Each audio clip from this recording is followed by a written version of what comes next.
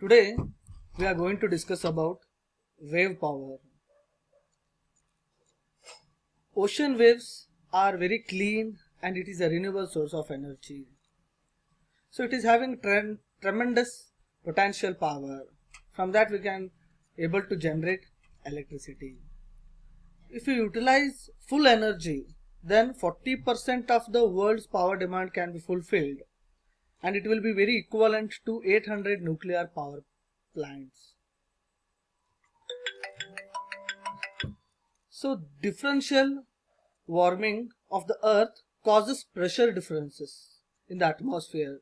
From that, the wind energy will be generated. As wind moves across the surface of the open bodies of water, they transform the energy to the water, and from that the wave is created. So there are some few factors which determines how strong an individual wave will be. So this includes the speed of the wind. So faster the wind is traveling, the bigger the wave we will get. So time of the wind. So the wind will get larger and longer in the length with respect to time when the wind hits the wave or hits the water. So the third one is distance of wind. The further the wind travels against the wind, it is known as fetch. So a wave power is transported of energy by ocean surface waves, and the capture of that energy that will be used to get the energy.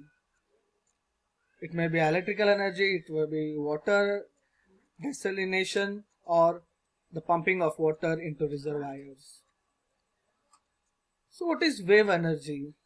It's a kinetic energy in the wind that will be transformed into waves once the wind hits the surface of the ocean.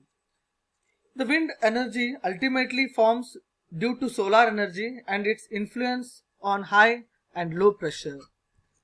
So the density of the wind that is transformed under the waves under the ocean surface, that is 5 times higher than compared to the wind energy 20 meter, that is about 65 feet.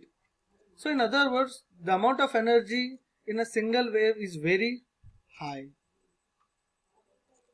So this is an wave energy environments. The strongest wind blows between 30 degree and 60 degree latitude. Western coastlines at these latitudes experience the most powerful waves. Three basic kinds of system, that is offshore. Offshore deals with swell energy not breaking waves. These are the submerged offshore devices. Then near shores, that is on the surface of the ocean, so we'll get maximum wave amplitude so that we can extract more energy here. Then next one is this shoreline device, that is embedded device built into shorelines to receive breaking waves. Here the energy losses will be there as the wave is breaking when it is hit the surface area. So wave energy device. So wave profile device, they turn the oscillating height of the ocean surface into mechanical energy. Oscillating wave columns, they convert the energy of the waves into the air pressure. Then wave capture device, they convert energy of the wave into potential energy. So wave profile device, a physical size of the wave profile device is very small as compared with the periodic length of the wave. This type of wave energy device is called as point observer. You can see point observer here. If the size of the device is larger or longer than the typical periodic wave length, that is called as linear observer. Most commonly they are collectively known as wave attenuators. So wave energy is observed using vertical motion, that is heavy, horizontal motion in the direction of wave travel, that is surge, angular motion about a central axis parallel to the wave crests, that is pitch, angular motion about a vertical axis, that is yaw.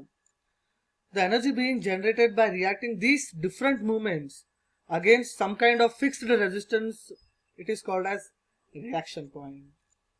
So working to make efficient use of the force generated by the wave, we need some kind of force reaction. In other words, we want wave force on the floor to react against another rigid or semi-rigid body.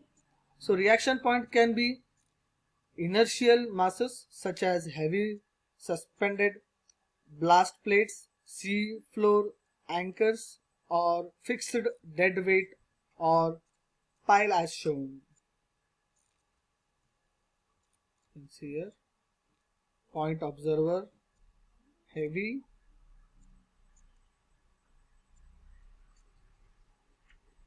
thank you.